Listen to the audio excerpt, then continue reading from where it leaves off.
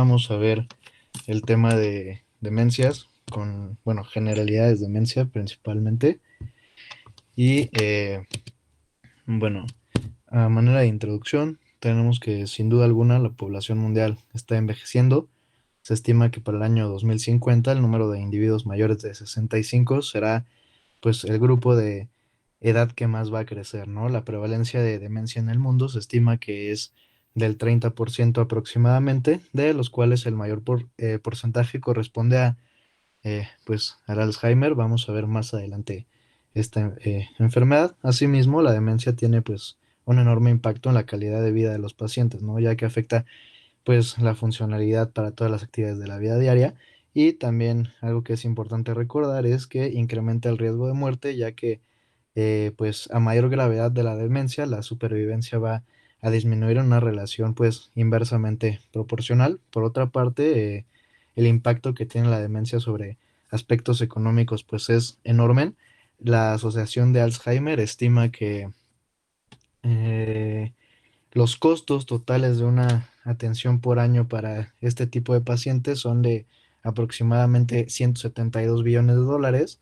Entonces, pues realmente es una cifra pues bastante alta, y pues es por ello que se requiere que pues los médicos involucrados en la atención de los adultos pues conozcan tanto las características clínicas como métodos diagnósticos, ¿no? Tratamiento y el pronóstico de las formas más comunes de demencia. Y de igual manera otro aspecto que está relacionado con esto es el apoyo a los pacientes y familiares. Esto pues para consejos y ayudas en etapas avanzadas de la enfermedad. Ahora, como definición, eh, la demencia se va a definir de acuerdo con el Diagnostic and Statistical Manual of Mental Disorders en la versión 4. Más o menos de ayer vimos un poquito de eso, como el trastorno de la memoria que se va a acompañar de una o más de las siguientes alteraciones, que es apraxia, afasia, agnosia y el deterioro de la función ejecutiva, que esta va a condicionar un deterioro significativo en la función que tenía nuestro paciente previamente, ¿no? Esto en aspectos tanto laborales como aspectos sociales, aspectos familiares o hasta en los tres de cierto punto, ¿no? Estos cambios pues no deben de ocurrir en el contexto de delirium que vimos ayer, que aunque el cuadro clínico puede estar contenido pues de alguna enfermedad médica general, a los efectos persistentes de algunas sustancias o combinación de estos dos factores son en donde vamos a poder diferenciarnos o sentarnos en uno o en otro. Ahora, en la más reciente publicación, ¿no? Que es el DSM-5, se cambia el término de demencia por trastorno neurocognitivo mayor, y esto va a estar basado en estos criterios, que vamos a tener una evidencia del déficit cognitivo sustancial. Esto con respecto a un nivel previo, ya sea en uno o más dominios cognitivos que estén basados principalmente en uno, que es una queja del paciente, un informante o el médico, ¿no? Esto de que existe una disminución en la función cognitiva. Y dos, en una disminución en el rendimiento neurocognitivo. eh, Esto evaluado por pruebas formales o una evaluación clínica pues equivalente. Y asimismo los déficits van a ser pues suficientes para inferir con la independencia, ¿no? ¿A qué me refiero con esto? Que requiere asistencia mínima en las actividades instrumentadas en la vida. De igual manera, pues estos no van a aparecer de manera exclusiva, ¿no? Como les dije en el contexto de delirium. Y algo que es importante es que eh, estos déficits no van a estar al inicio atribuibles a otro trastorno, como lo podría ser un trastorno depresivo mayor o esquizofrenia, por ejemplo. Entonces, con respecto a la clasificación, la más común o la más utilizada va a ser la que está basada en su localización anatómica, y esto nos va a hacer referencia si es de tipo cortical o subcortical. Otra manera de clasificarla es según su etiología, ¿no? Entonces aquí vamos a encontrar pues que exista degeneración cortical primaria, subcortical primaria, enfermedad cerebrovascular, alguna etiología infecciosa, etiología nutricional, ¿no? También tenemos que considerar si esta puede ser reversible o irreversible en caso de que haya fármacos, deficiencia de vitaminas, ¿no? Depresión y si puede llegar o no a ser progresiva. Algo que debemos considerar aquí es que cada tipo de clasificación puede incluir a otra, por lo tanto, pues es conveniente establecer, además de la clasificación, pues por localización anatómica, si la demencia va a ser progresiva o no. Asimismo, tenemos que estar seguros de su etiología, ya que pues esto nos va a permitir establecer un diagnóstico y un pronóstico más apropiado. Bueno, aquí les traje esta tablita, me pareció pues muy representativa y didáctica. Vamos a encontrar las diferencias entre la demencia cortical y la subcortical, que pues como les mencioné es la base de la clasificación más utilizada actualmente, ¿no? Si nos enfocamos en la lesión funcional primaria, tenemos que en el caso de la subcortical va a haber un deterioro en el procesamiento y en cambio en la cortical vamos a tener trastornos en dominios específicos, como les mencioné, afasia, apraxia, agnosia, ¿no? En caso de la velocidad del pensamiento, en la subcortical vamos a tener pues una velocidad lenta y en la cortical pues se va a mantener sin cambios. En el déficit de la memoria, esta va a estar enfocada en la recuperación. ¿A qué me refiero? Con un recuerdo, recuperación por clave y reconocimiento. En cambio, en una cortical vamos a tener, pues, en el aspecto de la codificación o el almacenamiento, ¿no? Vamos a tener una pobre memoria de reconocimiento. Si se llegan a presentar síntomas neuropsiquiátricos, en la subcortical vamos a tener apatía y depresión, y en el caso de la cortical, pues la depresión llega a ser pues menos común o menos frecuente. En el caso de anomalías motoras, si vemos en la columna de la subcortical, encontraríamos disartria, ¿no? Y síndromes extrapiramidales o que se puedan englobar, manifestaciones que se puedan englobar dentro de ese síndrome, o una demencia cortical que pues es poco, pues es menos común, ¿no? En cambio a la patología vamos a ver cambios principalmente en el tálamo, ¿no? En el cuerpo estriado, y ahorita vamos a ver un poco de esto de patología. Y en la demencia cortical, pues cambios, ¿no? En áreas de asociación. Y, por ejemplo, un ejemplo de la demencia aquí sería una parálisis supranuclear y en el caso de una cortical, una enfermedad de Alzheimer, que veremos más adelante. Bueno, ahora, continuamos con el diagnóstico. ¿Por qué? Porque primero debemos identificar si efectivamente existe demencia y posteriormente identificar su etiología para poder abordarla y posteriormente darle un tratamiento tanto adecuado como eficaz. Entonces, el diagnóstico de la demencia es principalmente clínico, ¿no? Sabemos que debe incluir su historia clínica, exploración física, ¿no? Descripción detallada de funciones cognitivas que se vean afectadas, una evaluación cognitiva mediante pruebas específicas que ya hemos estado mencionando. Sin embargo, vamos a ver algunas otras. Entonces, una vez hecho esto, vamos a poder complementar con estudios laboratorio y gabinete. Entonces, aquí les muestro un algoritmo, pues, que es sugerido por este autor para poder eh, hacer el abordaje inicial del paciente. Entonces, recordemos que lo primero que suelen decir los familiares, los médicos, ¿no? El personal a cargo, cualquier informante, pues que nuestros pacientes ya no se acuerdan, ya no reconocen. Entonces, aquí es donde empezamos a encaminar el diagnóstico y podemos empezar a sospechar de eso. Como hemos estado viendo, pues la evaluación de funciones cognitivas sugiere, pues, iniciar con el mini mental y nos podríamos complementar con la prueba del reloj, y si queremos profundizar más, pues podríamos emplear otras pruebas que incluyan evaluación del lenguaje, funciones ejecutivas, ¿no? Habilidades visoespaciales, ya que estas pruebas pues nos permiten evidenciar pues las características del deterioro cognitivo que estemos estudiando, ¿no? Entonces, este algoritmo nos va a poder más o menos como ayudar a orientarnos, ver hacia dónde tenemos que ir, ¿no? A encaminar pues nuestro diagnóstico. Ahora, sabemos que no tenemos el tiempo del mundo, ¿no? No podemos estar en la consulta ahí aplicándole todas las escalas que ya hemos visto. Entonces, pues de igual manera, este autor nos sugiere que para facilitar y poder aprovechar mejor el tiempo, se recomiendan pruebas que suelen emplearse en la vida cotidiana, pues para valorar de forma rápida, breve y hasta específica diferentes funciones cognitivas.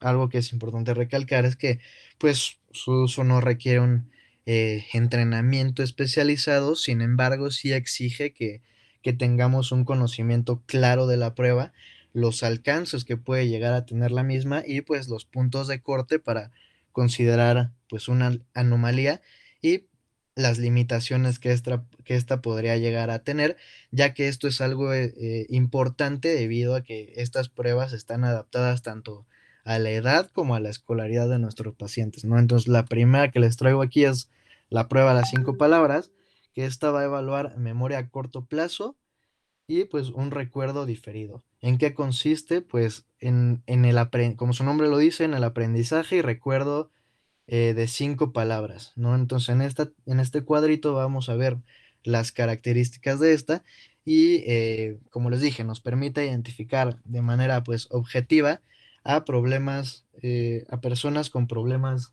de memoria.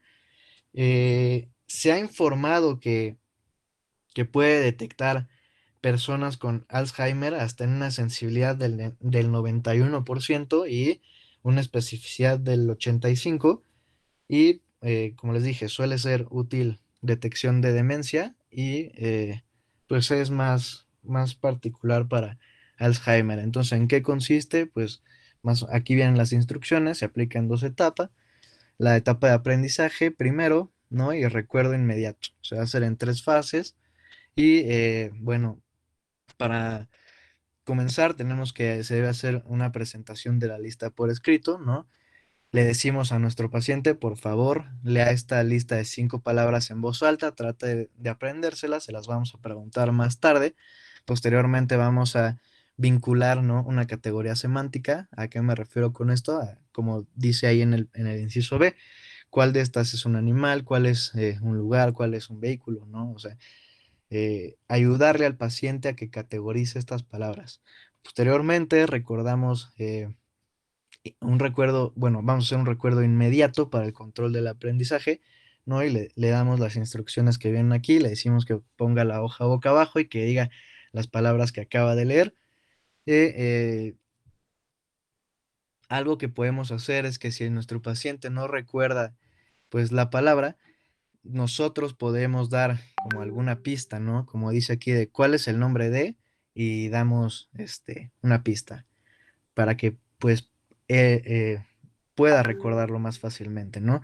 Si no la recuerdo, pues vamos a mostrar la lista nuevamente y señalar cada una de las palabras faltantes y les volvemos a dar la pista, ¿no? Por ejemplo, este es el nombre del, no sé, el transporte en el que vino usted, ¿no? Esto es lo que usted utiliza para lavar los trastes, ¿no? O sea, ayudarle a que pueda relacionarlo más.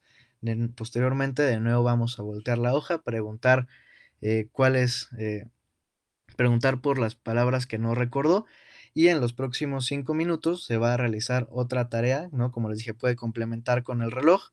En la segunda etapa vamos a hablar sobre la etapa de evocación o recuerdo diferido. Van a ser 2 fases y vamos a tener las claves, ¿no? Semánticas, como les mencioné.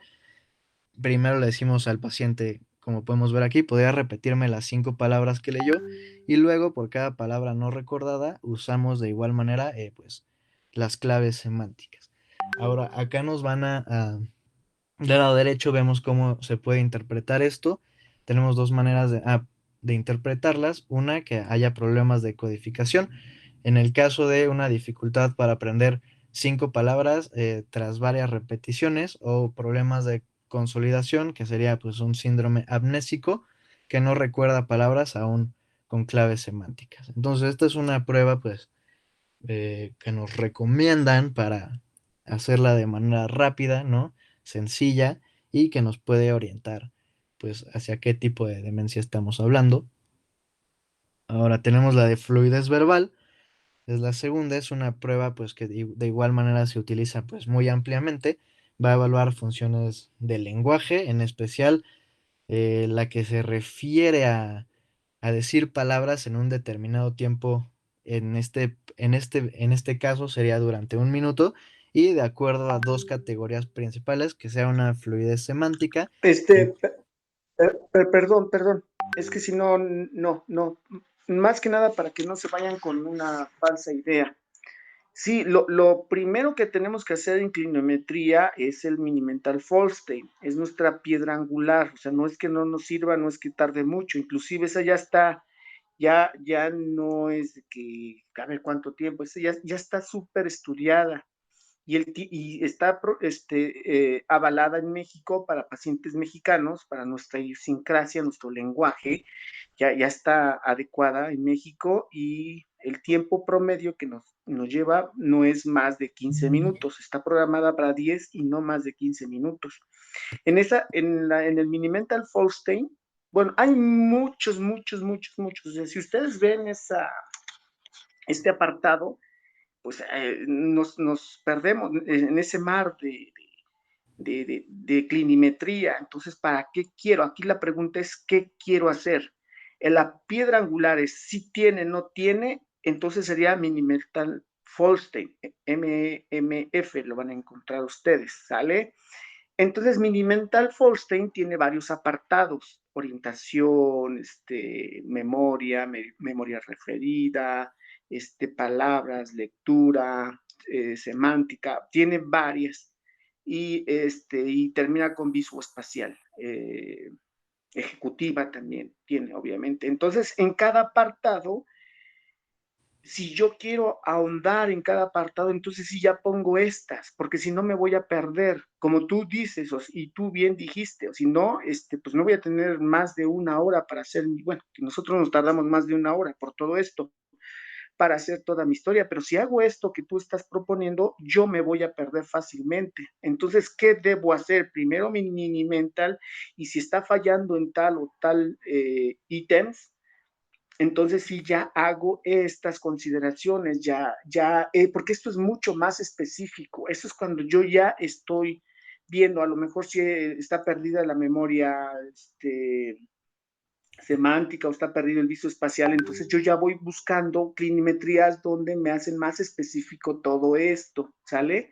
Ok, No, entonces, para que ustedes no se me pierdan, primero es Minimental. Mi Minimental es positivo, perfecto. ¿Dónde me falló? Quiero ahondar, entonces voy a hacer esto, ¿sale? Para que no se me pierdan, porque si no, ustedes, para hacer esto que tú estás proponiendo es para alguien que está en una clínica de demencia, quiere decir que es geriatra, es psicogeriatra o está muy habituado en estas clínicas. Para ustedes no, se me van a perder. Entonces, si a ustedes se les llega un paciente en el internado o en el servicio, lo primero es hacer un Minimental Fallstein, que quiere decir ese escrutinio, es tamizaje, ¿tiene o no tiene? Sí tiene. ¿Dónde está fallando? Ah, pues en orientación, en tal. Por lo tanto, se parece a una. Ah, entonces, como se parece a una, no sé, de tipo, como tú dices, cortical, que también luego voy a hacer esa consideración, entonces ahí sí yo ya voy desmenuzando y yo ya voy presumiendo que mi paciente se parece a un deterioro neurocognitivo o se parece a una vascular o se parece a una, no sé, dependiendo de cómo yo ya voy desmenuzando esto, ¿sale? Para que no se queden con esa falsa idea que tienen que hacer todo esto. ok, Dale. sí, gracias, doctor. Entonces corrijo estas diapositivas. Sí, por favor, lo primero es Minimental Falsing y a partir de eso, lo que quieran. Claro, muchas gracias. Bueno, entonces, algo que vimos ayer y vamos a continuar viendo hoy es que muchas veces no damos con el diagnóstico, ¿no? De delirium, demencia, qué es lo que está pasando, no sabemos. Entonces, les traje esta tablita que me pareció como una buena manera fácil, ¿no? De poder identificar a la demencia, características pues clínicas que pueden ser mm, destacadas dentro de la demencia para que no nos vayamos tanto con el delirium como vimos ayer. Entonces, en este caso de demencia, el inicio suele ser insidioso, ¿no? No sabemos exactamente cuándo pasó. La duración va a ser prolongada por meses hasta años. Esta va pues, a llevarse un poquito más de tiempo, si no es que hasta mucho más comparada con el delirium. En cuanto al curso, ayer nos mencionó nuestra compañera que este va a ser fluctuante, ¿no? Va a tener episodios durante el día. En el caso de la demencia, esta va a ser estable, no va a estar presente todo el día. Algo que también debemos recordar aquí, que es que el nivel de conciencia va a estar normal, va a estar conservado, va a haber una buena atención. Sin embargo, nuestra orientación va a estar anormal. En el caso de la demencia, la orientación está anormal, el ciclo sueño-vigilia va a estar preservado y muchas veces el paciente va a presentar un lenguaje incoherente, ¿no? Vamos a tener alterada la memoria, vamos a tener afectado y alterado el pensamiento. Sin embargo, la afectividad del paciente va a ser lábil, ¿no? Es decir, no se va a poner agresivo, como vimos en situaciones ayer y que nos estaba comentando el doctor. El paciente tampoco va a presentar síntomas vegetativos y algo que es raro en este tipo de pacientes es que las alucinaciones pues no van a ser tan frecuentes, no van a ser raras. Entonces, este cuadro me pareció como bastante bueno para poder identificar o podernos guiar más hacia el diagnóstico tanto de demencia o de delirio. Entonces, vamos a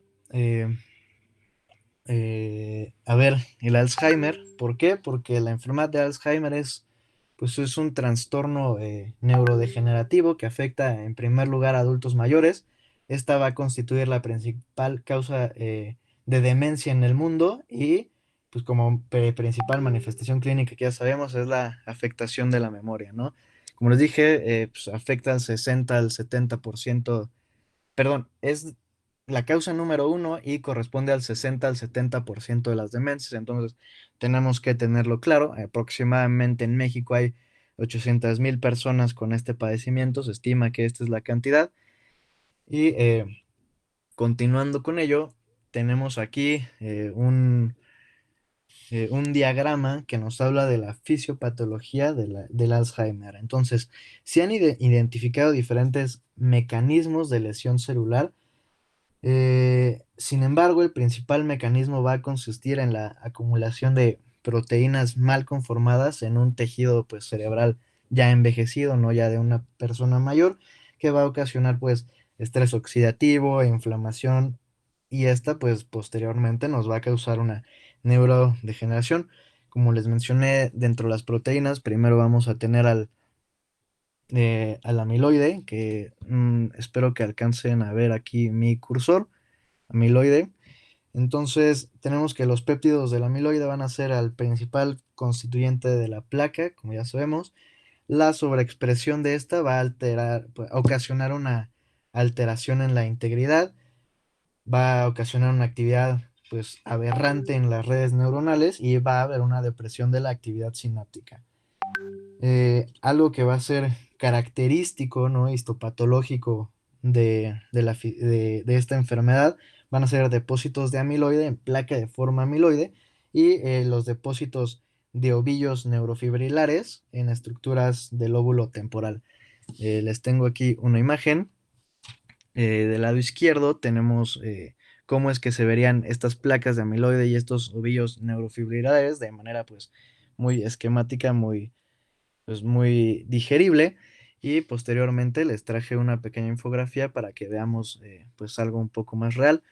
Sin embargo, continuamos con la fisiopatología. Algo que también es importante mencionar es a la proteína tau, ya que existen padecimientos como lo son las taupatías, entre las cuales se va a encontrar pues propiamente el Alzheimer y se caracterizan por acumulación de proteína en forma de ovillos neurofibrilares, que estas van a estar localizadas en en neuronas piramidales y de igual manera, pues en este caso el número de ovillos va a ser un marcador patológico de la gravedad, ¿no? Entre más número de ovillos tengamos, mayor es la gravedad. Algo que también es importante recordar aquí dentro de la fisiopatología es una disfunción sináptica, ¿no? Entonces, si tenemos sinapsis, si nos enfocamos en la sinapsis del hipocampo, pues estas van a comenzar a declinar en una etapa preclínica, ¿no? Algo que es importante recordar es que puede haber una reducción hasta del 25% de una proteína muy importante que es la neurofisina, perdón, de la sinaptofisina, y además, pues ocurre una alteración en la liberación de neurotransmisores, ¿no? Algo también importante a recordar que tenemos por aquí es la disfunción mitocondrial, que debido al amiloide se van a inhibir enzimas claves en el funcionamiento de las mitocondrias, esto como en la citocromo oxidasa, ¿no? Que nos va a alterar en transporte de electrones. Posteriormente también va a afectar en la producción de ATP, consumo de oxígeno y el potencial de membrana. Entonces el incremento en la formación de radicales de superóxido principalmente y su conversión hacia peróxido van a ocasionar pues estrés oxidativo, eh, liberación de citocromo 6, posteriormente apoptosis. Al- Algo que también es importante señalar acá y que pues es algo que podría presentarse debido a la población en la que estamos, ¿no? Población mexicana, son en las vías de señalización de la insulina, que se ha demostrado que la asociación entre diabetes tipo 2 se ha demostrado que sí existe efectivamente una asociación entre diabetes tipo 2, intolerancia a la glucosa y el Alzheimer. Estas vías se ven involucradas en una pues resistencia que va a causar una deficiencia energética en las neuronas que las hace pues vulnerables al estrés oxidativo y a algunas otras afecciones metabólicas. De igual manera, si nos enfocamos en algunas alteraciones vasculares que pueden ser originadas, pues tenemos que si hay lesión vascular, hay inflamación del parénquima, pues esto va a perpetuar el ciclo de agregación de proteínas y el estrés oxidativo cerebral, ¿no? Entonces, la inflamación, pues, va a ser algo que eh, nos va a llevar a un círculo perpetuo de inflamación, ¿no? La microglia, pues crónicamente activada, va a iniciar una cascada de inflamación que va a liberar citocinas como interleucina 1, interleucina 6, el TNF alfa, y pues esto también nos va a agravar la enfermedad de Alzheimer. Entonces, como les puse aquí, pues todo esto está englobado, una cosa puede englobar a la otra, una cosa nos puede llevar a la otra, y son pues este, muchos factores que nos pueden llevar a o contribuir a la fisiopatología de esta enfermedad, ¿no? Tanto como hasta un trauma craneoencefálico que tenemos en el lado superior izquierdo. Como les mencioné, aquí tenemos algunas esquematizaciones de cómo es que se ven las neuronas y esas placas, esos depósitos, esos ovillos, y pues es cómo se van a encontrar en una persona con Alzheimer. Y como les mencioné, esta es una infografía donde nos compara un cerebro sano con un cerebro enfermo y podemos ver pues las deficiencias, las disfunciones que hay en el caso de una persona que presente Alzheimer. Factores de riesgo para la enfermedad, pues tenemos que se han identificado numerosos factores de riesgo, sin embargo el principal hasta el momento es la edad y algo que es importante mencionar es que pues esta enfermedad no forma parte normal del envejecimiento, ¿no? O sea, no porque sea el factor de riesgo mayor, va a formar parte de un envejecimiento normal. Entonces, otros factores de riesgo identificados van a ser la historia familiar. eh, bueno, la historia familiar, donde pues individuos con familiar en primer grado van a tener mayor riesgo de padecer esta enfermedad y pues este riesgo se va a incrementar conforme pues el número de familiares en primer grado se presenten afectados. En el caso de que haya una enfermedad de Alzheimer de inicio temprano, se debe evaluar al resto de familiares para poder identificar una mutación genética específica, en este caso el gen ApoE. De igual manera, el deterioro cognitivo leve, pues que es una condición en la que el individuo presenta alteraciones de las funciones cognitivas que no podrían o no llegar a afectar su vida diaria y estos permanecerán estables y cierto porcentaje podría revertir a su cognición normal.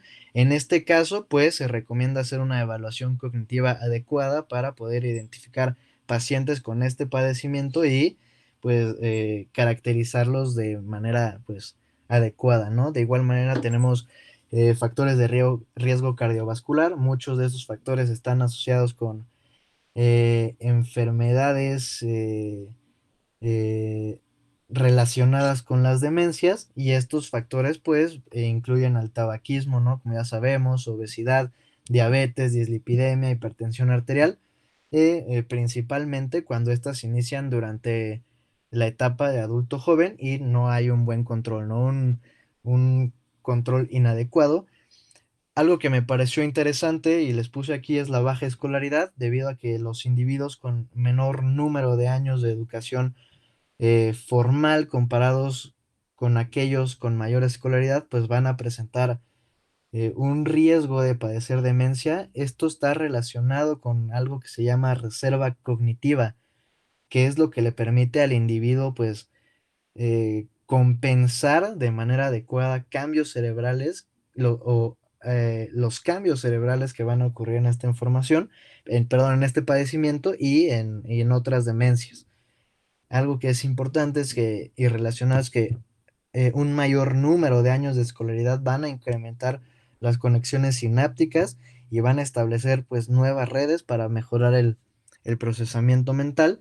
Y como les mencioné, el trauma craneoencefálico, pues si tenemos un antecedente de trauma moderado a grave, va a incrementar también el riesgo de no solo de Alzheimer, sino de otras demencias.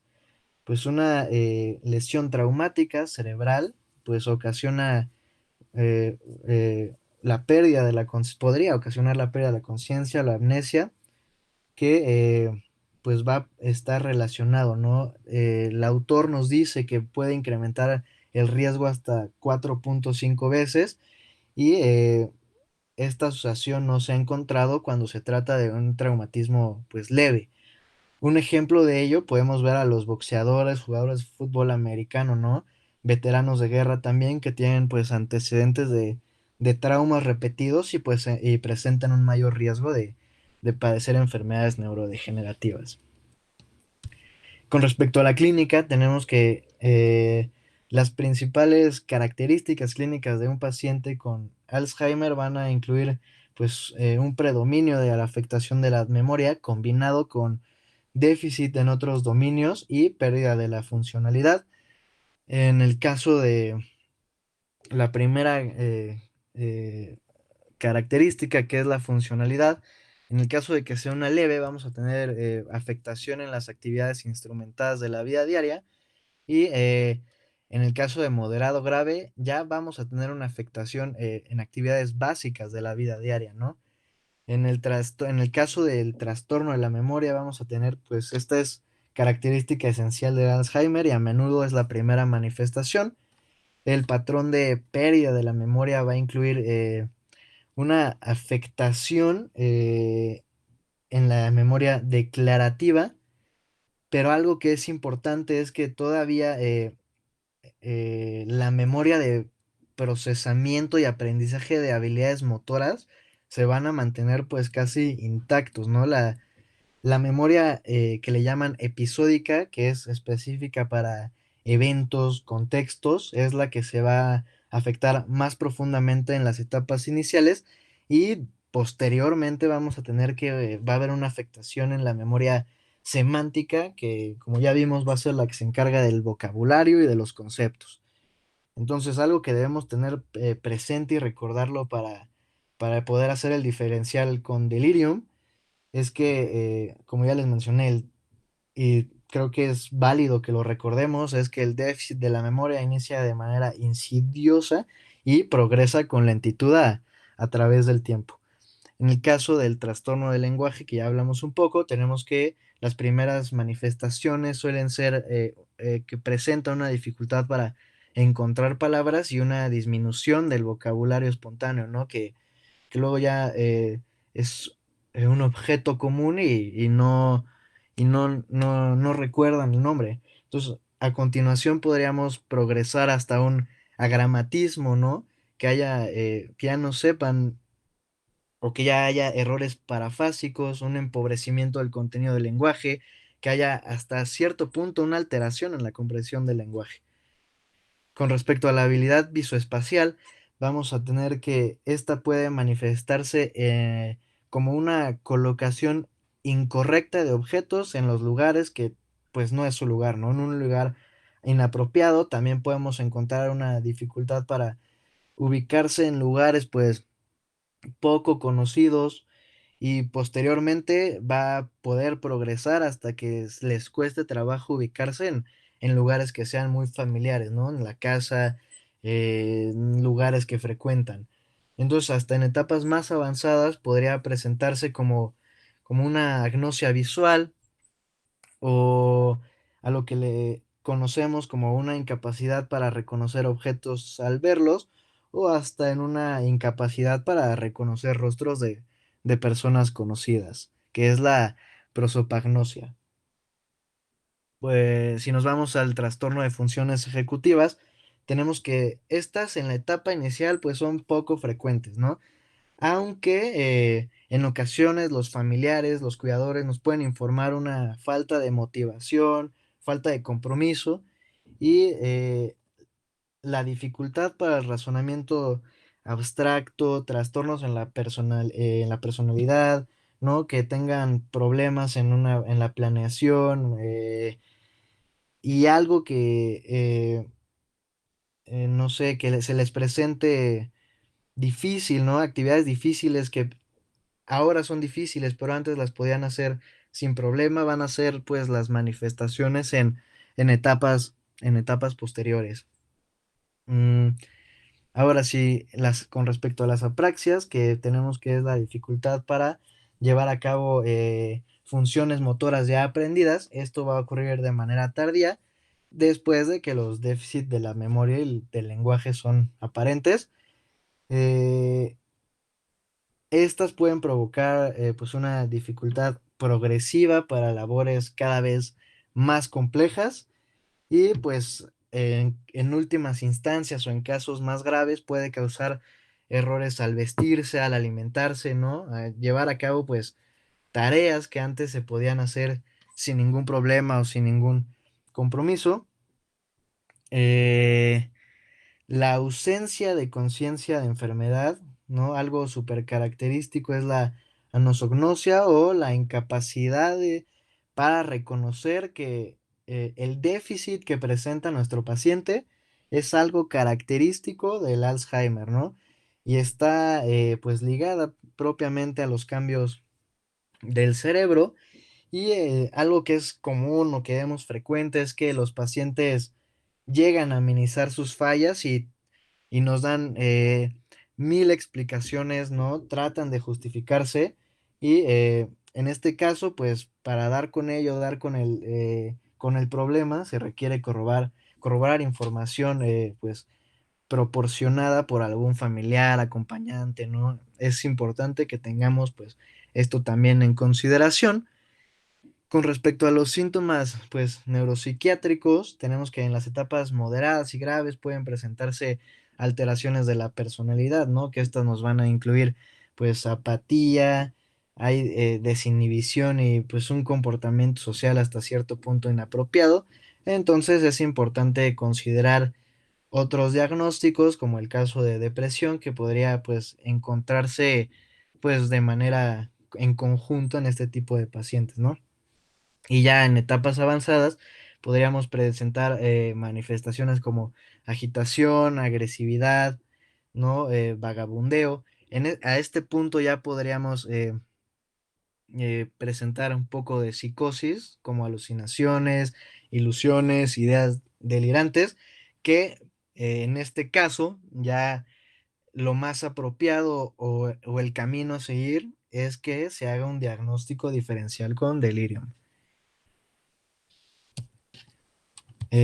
Ahora, para los criterios diagnósticos, para poder dar ya con el diagnóstico, tenemos que el National Institute of Aging y la Asociación de Alzheimer propusieron los nuevos criterios diagnósticos en los que se identifican primero tres estadios de la enfermedad que nos incorporan a los biomarcadores como auxiliares diagnósticos, ¿no? Entonces, tenemos que del lado izquierdo estos tres estados propuestos por la nueva guía, que es primero la enfermedad de Alzheimer, que en su fase preclínica, que puede durar hasta, bueno, puede iniciar hasta 20 años antes de que aparezcan los síntomas de deterioro de memoria. Entonces, en este caso, en este estado, pues es posible encontrar algunos marcadores presentes en líquido cefalorraquídeo, que se los voy a presentar eh, a continuación cuáles son esos marcadores, o cambios pues cuantificables en la morfología cerebral, y esta etapa solo se describe como fines de investigación, no hay criterios clínicos aprobados para esta etapa. En el caso de la etapa 2, que correspondería a un deterioro cognitivo leve, va a incluir a los pacientes que ya presenten el deterioro, pero que no haya alteración en la funcionalidad, y que presenten marcadores positivos. Y por último tenemos la etapa 3, que es demencia debido a Alzheimer, que es una etapa caracterizada por criterios clínicos de demencia, que pues ya sabemos consiste en trastornos de la memoria, además de algún otro pues deterioro cognitivo con pérdida de la funcionalidad, que no tenga evidencias de delirio, me es importante, o alguna enfermedad médica o psiquiátrica que explique los síntomas, y que además pues haya cambios cerebrales sugestivos de Alzheimer. Aquí les tengo la tablita donde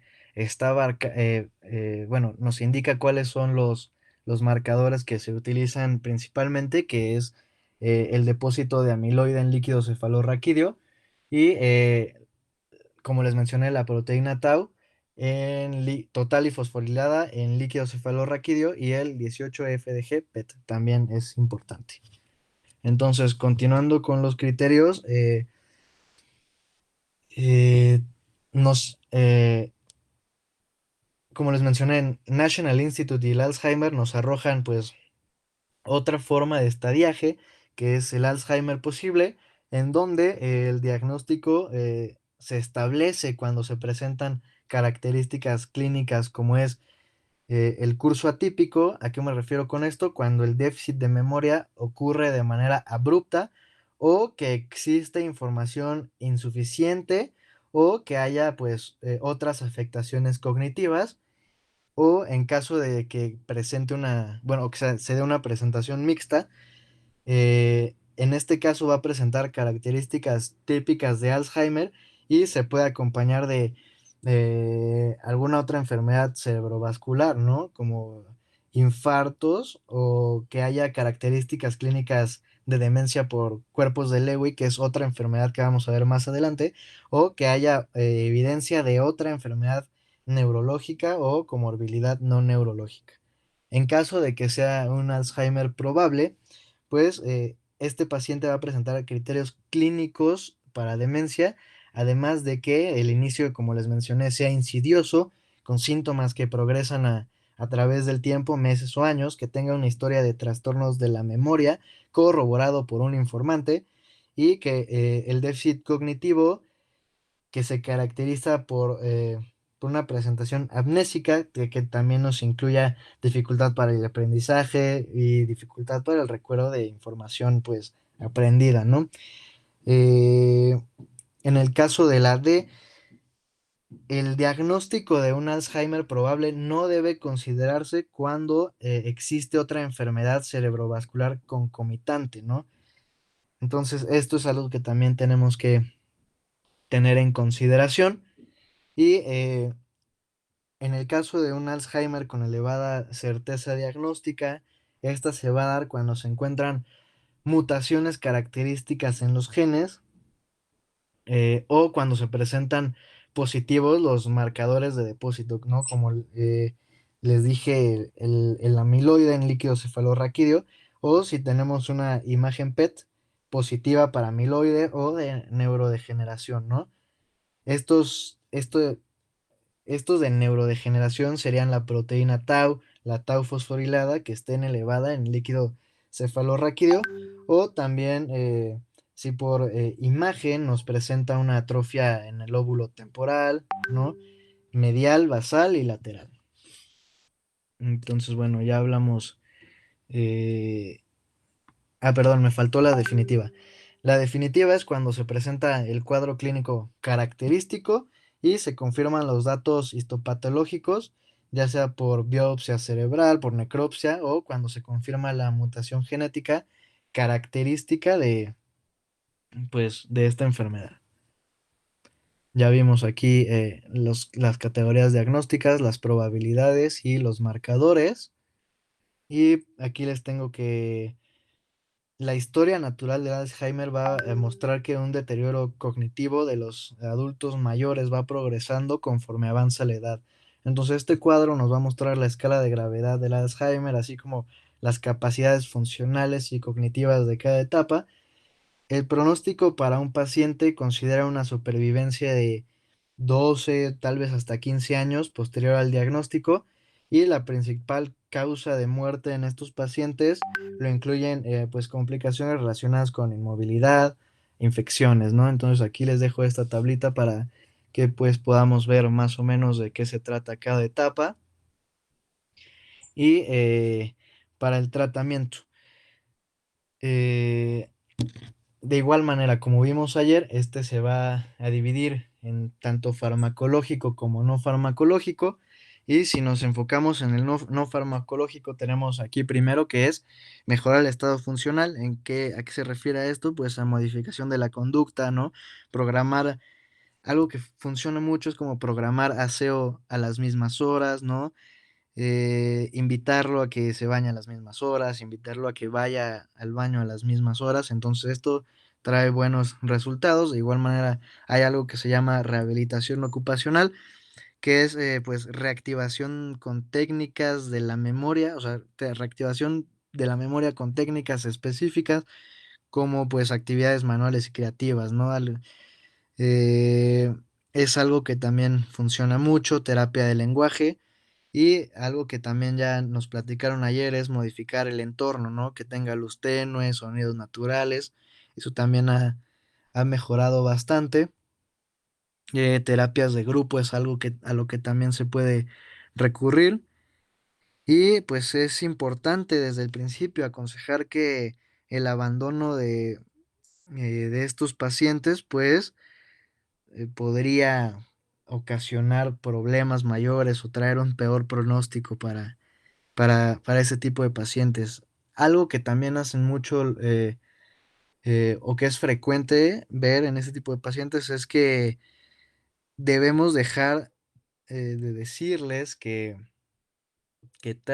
o sea, debemos incentivarlos a que dejen de manejar, ¿no? O sea, de que dejen de usar su coche porque pues supone un riesgo para él mismo y para los demás.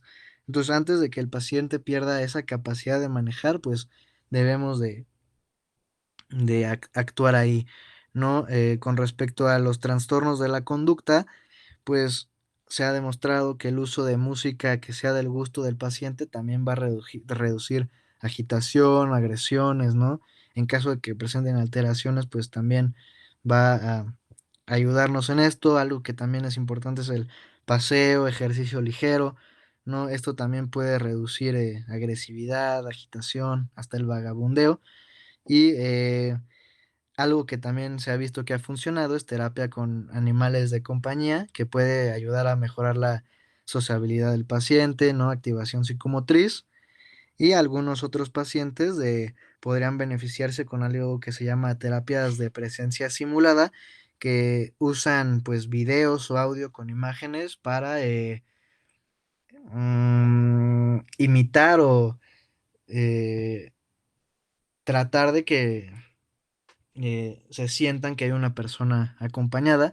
Con respecto a los cuidadores, pues debe haber un entrenamiento pues psicoeducativo completo, ¿no? Y puede ser beneficioso para ellos. Y algo que también ha mostrado buenos resultados es que, pues, como les dije, terapias de grupo, que los cuidadores trabajen con varias personas a la vez. Y con respecto al entorno y a la medicación no concomitante, pues tenemos que, se debe tener en consideración que hay unidades de cuidados especializados con servicios de cuidados a largo plazo. Entonces, en este entorno, pues hay pequeños grupos de pacientes, hay hospitalización planificada de cortos periodos, hay asistencia, ¿no? Entonces, esto también les puede ayudar. De igual manera, en este tipo de lugares les aconsejan que haya resolución de temas legales y sociales mediante pues asesoramiento con abogados y trabajadores sociales. Entonces, realmente es un manejo multidisciplinario donde debemos englobar pues muchos factores a considerar.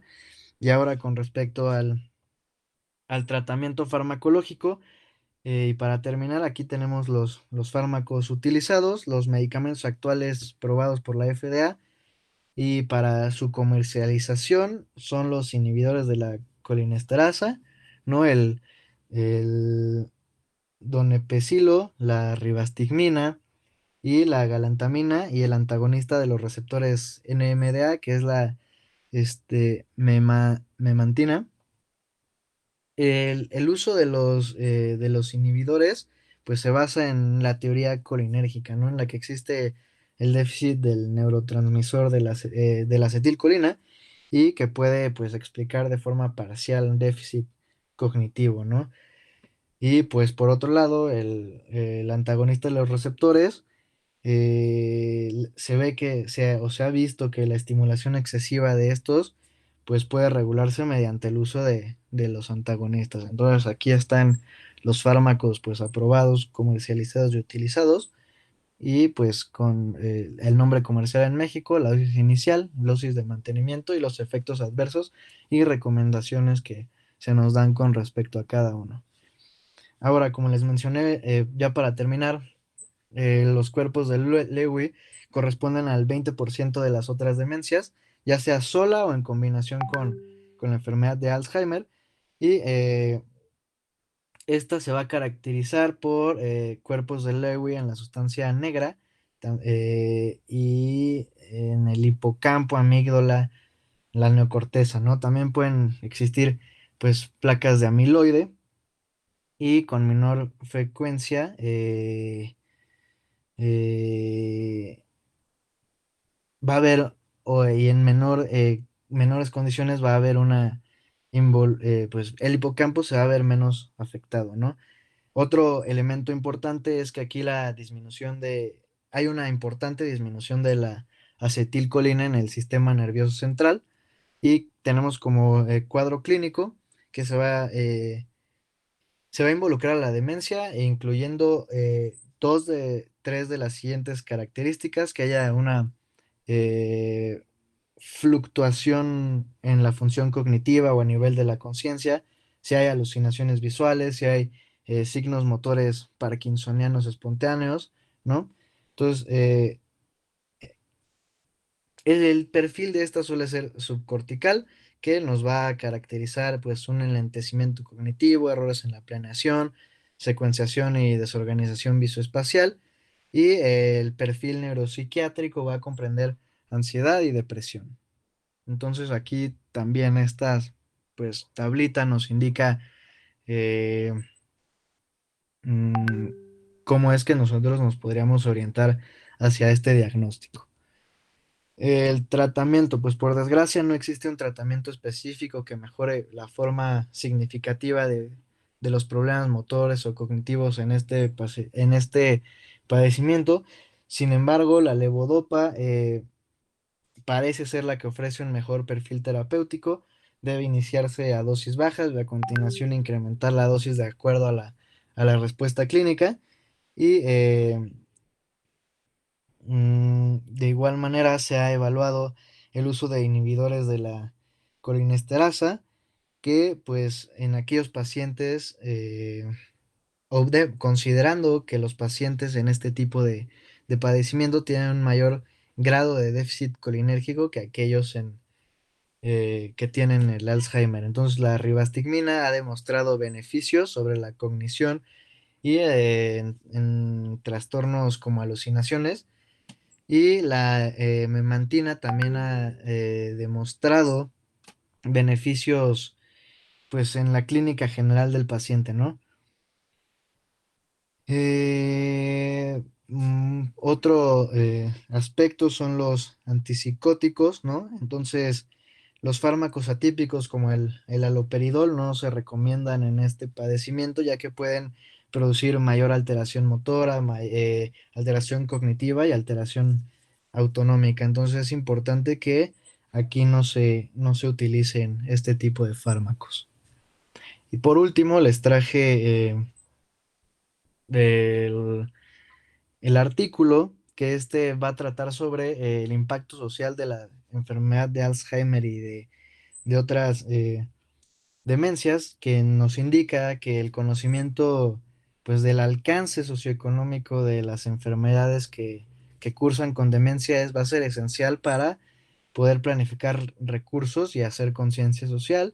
En este artículo nos dice que la enfermedad, pues como ya les dije, de Alzheimer es la causa es la causa de demencia más frecuente en el mundo. Aumenta morbilidad, mortalidad, discapacidad y dependencia en los pacientes, ¿no? El 80% de los enfermos es cuidado por sus familias que asumen, pues, un, eh, el coste total de la enfermedad, ¿no? Que asumen la consiguiente sobrecarga, que absorben pues, toda esa atención que el paciente requiere y por consiguiente va a afectar, pues, la salud y la calidad de vida de los cuidadores, ¿no? Entonces, el impacto económico es enorme, la evaluación es compleja, ¿no?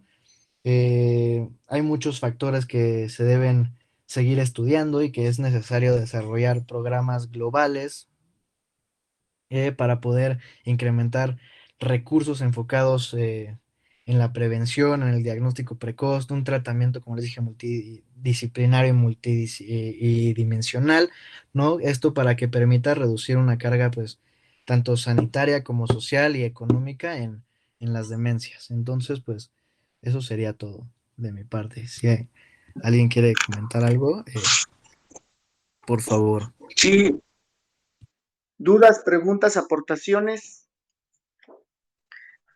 Doc, en la película que nos dejó la doctora, había, bueno, era un caso de demencia tipo Alzheimer, pero de tipo familiar.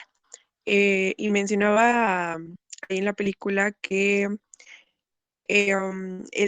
tener un alto, o sea, hacía que las pérdidas fueran muchísimo más importantes en este tipo de Alzheimer. Y mi compañero mencionaba que pues llegaban a A ser ver, como perdón, protectoras. es que no te entendí, como que se te trabó la voz. Bueno, no te escuché bien. No, bueno, le mencionaba que en la película, ¿ya me escuchó bien? Ya. Ok. Le mencionaba que en la película que nos dejó ver la doctora había un caso de una paciente de demencia tipo Alzheimer, pero de tipo familiar. Y ahí mencionaban que los niveles educativos altos hacían que las pérdidas fueran muchísimo más importantes al momento de empezar con la enfermedad y la progresión muchísimo más rápida. Y mi compañero mencionaba que pues en Alzheimer pues normal funcionaban como pues hasta un factor protector, ¿no? Porque tenían más redes neuronales y la pérdida iba a ser más lenta. Entonces mi pregunta es si esa diferencia es como correcta o sí, es que ya no entendí, me confundí por eso. Para empezar, no, o sea, es una película, es representativa, pero eso no quiere decir que esté, o sea, no, ahí no me puedes decir eso. O Ok. sea, en una película no puedes representar algo científico, algo clínico, ahí sí no, o sea, si se lo dejó la doctora, obviamente es para representación clínica, no lo puedes tomar como una evidencia, no, ahí sí no, en primer lugar. Sí es mucha diferencia a veces la presentación clínica entre un paciente con Alzheimer familiar y Alzheimer esporádico, ¿sí? El familiar obviamente es mucho más rápido, es mucho más severo el cuadro clínico, es mucho más joven, entonces sí hay muchas características clínicas diferentes, ¿sale? Y a veces ni nosotros lo ven los neurólogos porque son más jóvenes, a los 40, 50, 60 años lo presentan.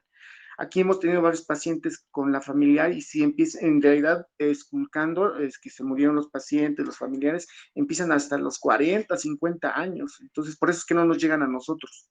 ¿sale? Pero nunca pongas esto de que es que en la película, no, o sea, jamás, nunca, ahí sí, ¿sale? Así que Ok. no sé qué película, pero no la puedes tomar como una evidencia clínica. Ay, sí, ya vi la película y ahí no. Si no, entonces nos iríamos al Doctor House a ver qué dice, perdón, disculpen. Otra Sí. pregunta. Sí, Doc, una rapidísima por esto del tiempo. Sí. Me confundí un poquito con respecto a los criterios diagnósticos de la enfermedad de Alzheimer, porque me dejaban el DSM-4, pero el DSM-5 ya ha cambiado, entonces me confundí con la No, situación. sí, era de las consideraciones que iba a hacer. No, actualmente toma el DSM-5, sí, ya.